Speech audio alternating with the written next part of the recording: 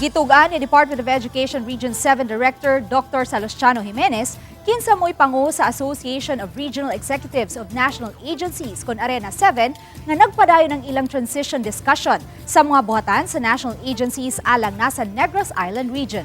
Kinihuman nga natapos na ang implementing rules and regulation nga mo'y mugiya sa bag-ong naumol nga Negros Island Region.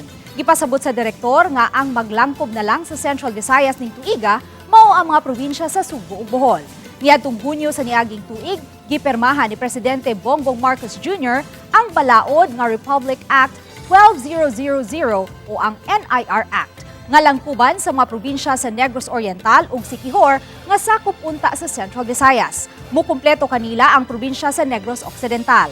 Matud ni Jimenez nga posibleng human sa midterm elections karong Mayo, hingpit na nga mag-function ang mga regional offices sa NIR lakip na sa DepEd. The IRR is already there, it's already in place. Tapos na po yung IRR sa NIR. Possibly after the election, so ano na talaga.